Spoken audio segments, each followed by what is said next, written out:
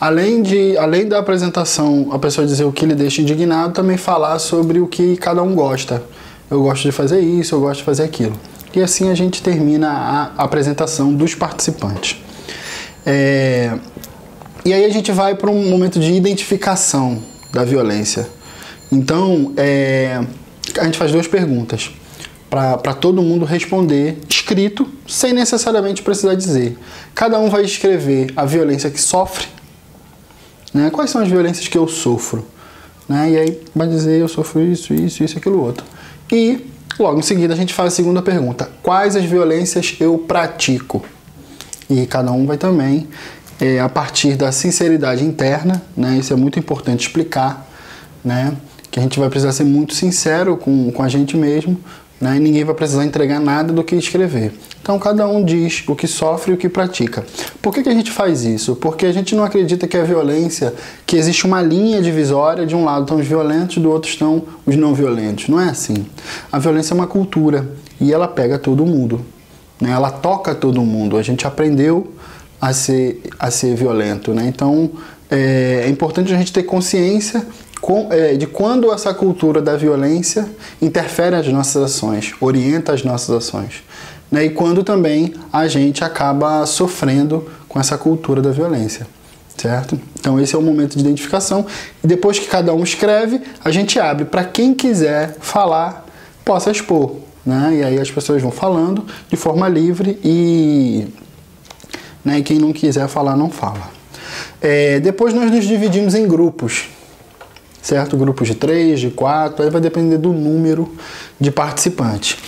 E aí esse é um momento onde a gente vai contextualizar as violências sociais, né? Então o grupo ele vai escolher uma forma de violência que eles consideram relevante, que eles sofrem, né? E vão pensar possíveis formas de solução a partir da regra de ouro, ou seja, de tratar o outro como gostaria de ser tratado.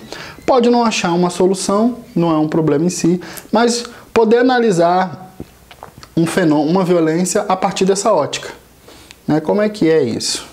E aí o grupo vai escrever e vai ter um relator e depois eles vão dizer, né, um pouquinho sobre como é que o grupo identificou isso.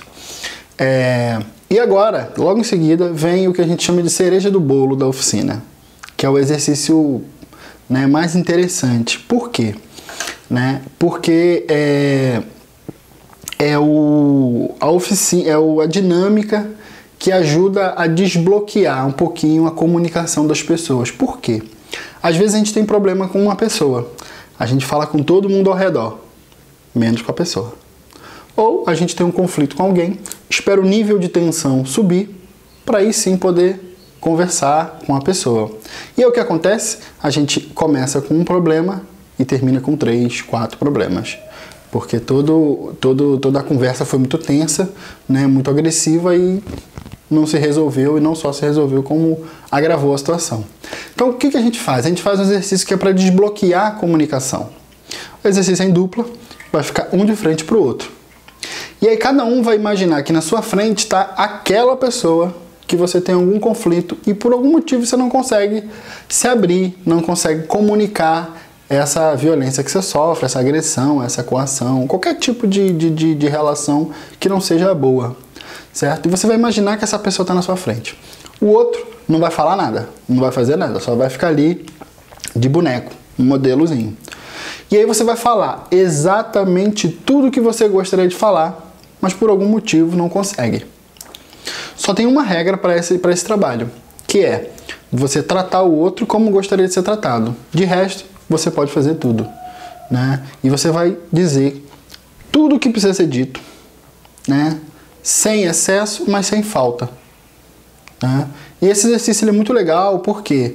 Porque às vezes a gente tem um probleminha pequenininho e quando vai falar descobre que ele não é tão pequeno assim. Ou o contrário, às vezes a gente tem um problema gigante e quando vai falar sai um pouquinho de nada. E a gente acaba proporcionando, dando uma outra dimensão para um problema que às vezes está na nossa cabeça e a gente não sabe a dimensão real dele. Então quando a gente fala ajuda a gente a reinterpretar o problema. Esse exercício também ajuda a aliviar a tensão. Normalmente, quando a gente termina esse exercício, a gente está um pouco mais aliviado, certo? E é um exercício que todo mundo faz simultaneamente, né? Então, ninguém fica prestando atenção no trabalho do outro, não. Um faz, vai falar, e depois troca a dupla, né? E aí o outro vai dizer. Enquanto um faz, o outro fica calado, depois o outro fala e quem fez fica quieto, certo? Esse exercício a gente chama de comunicação direta e não violenta. Depois que a gente faz esse exercício, fica todo mundo bastante aliviado, algumas pessoas podem chorar, pode acontecer, certo? E aí a gente vai para a etapa final da oficina. Depois desse exercício todo mexer bastante, a gente termina com a respiração baixa e uma breve meditação. A respiração baixa, certo? É uma respiração que ela é útil, ela é usada não exclusivamente, mas ela é muito utilizada para momentos de tensão. Porque às vezes, o que acontece quando a gente encontra aquela pessoa ou quando a gente se vê numa situação de conflito, né, numa situação desagradável? Tudo que a gente tem de capacidade de raciocínio, a gente tem retiros de meditação, temos técnicas de respiração, temos uma infinidade de recursos que a vida adulta nos dá, e quando chega a situação de tensão a gente perde tudo isso, né? Não consegue pensar direito, não consegue raciocinar e nem sempre dá a resposta adequada, né? Isso acontece por quê? Porque a violência emburrece a gente, né? É isso mesmo, ela emburrece e tira a nossa capacidade de resposta. E como é que a gente faz para ter de volta isso? Essa capacidade de raciocínio, essa capacidade de responder? Com a respiração baixa. E a respiração baixa, a gente explica a respiração baixa, depois explica o pedido, que é uma breve meditação que a gente vai fazer, e depois a gente faz as duas em sequência e conclui a oficina. A respiração baixa, como é que funciona? Você fica sentado, com o corpo ereto, né, o mais reto possível, e você vai respirar inflando a parte inferior da barriga. Imagina que o seu pulmão vai da garganta até o final do seu tronco. E você vai puxar o ar e inflar a parte de baixo da barriga. E soltar. Puxar e soltar. Não é para encher o pulmão completo, é para encher só a parte de baixo. E depois que as pessoas estiverem fazendo esse exercício, você começa a fazer a meditação que a gente chama de pedido.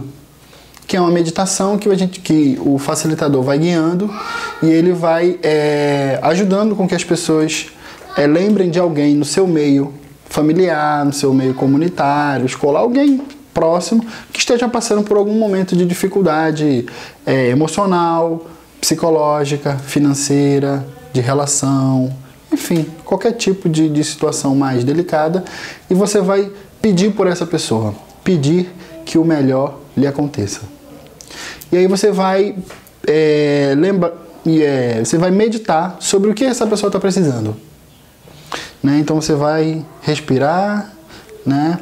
E você vai imaginar que o ar que você respira vai direto para o seu coração. Que ao chegar no coração, ele se transforma nisso que essa pessoa está precisando. Isso você vai enviar para ela, com fé de que vai chegar. Certo? E aí você vai enviar para ela, e pode ser em forma de pensamento, em forma de energia, em forma de vibração, enfim, com certeza de que vai chegar. E aí a gente conclui a oficina 1, Superando a Violência.